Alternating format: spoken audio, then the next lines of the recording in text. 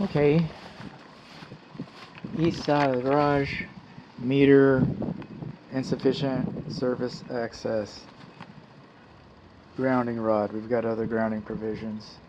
Okay. 20 amps, 240 volts, 3-wire system. Inside the garage, you know what we don't have out here? We don't have an emergency disconnect, one that's labeled. We don't have that. We're coming on in here. We roll into the garage.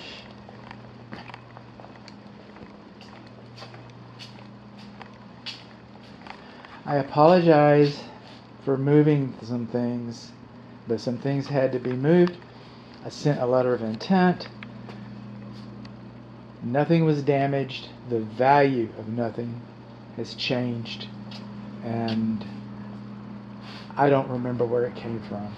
So here we are, and this home was built this morning, and it wasn't. But we're missing some safety devices that are going to need it. We do not have non-conductive protective covers over L1 and L2. We do not have a whole house surge protector system. That said, okay, this is printing, this is handwriting. I can't read this. Alright, the National Electrical Code, Eaton manufacturer, UL listed Eaton Manufacturing Company, the International Residential Code. Everybody thinks that this should be printed. I didn't wake up this morning just wondering how I was going to upset everybody. I also know that just like this is printed, these stickers also came with the cabinet. I'm not seeing a bonding location inside of the cabinet.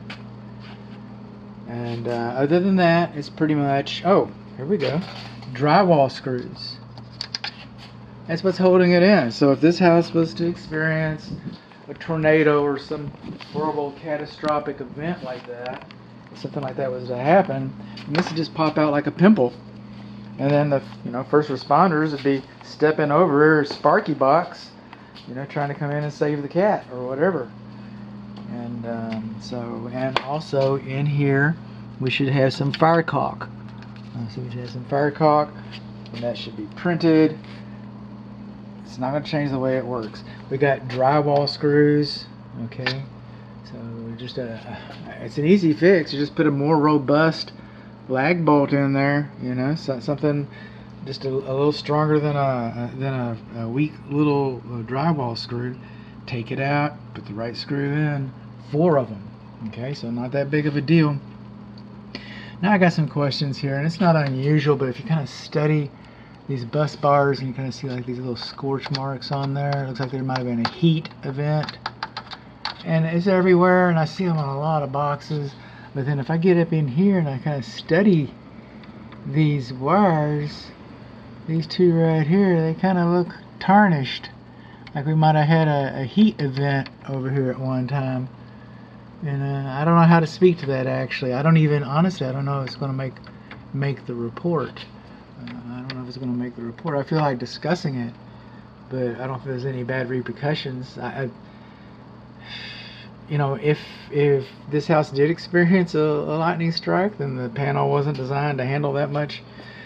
And, so, I don't know, maybe the main disconnect, this is the main disconnect, maybe the main disconnect tripped, or the breaker tripped, and it saved it. So, it's a 7-year-old cabinet. So what did we learn? We learned that we don't have an emergency disconnect on the exterior. We learned that we don't have a surge protector. We learned that we don't have conductive covers.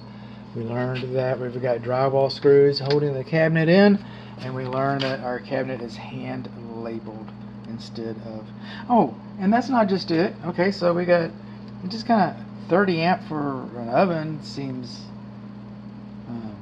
interesting for me, but okay. We got an oven, should be GFCI protected and have a lockout. Clothes dryer should be GFCI protected. So we've got those 2 things too.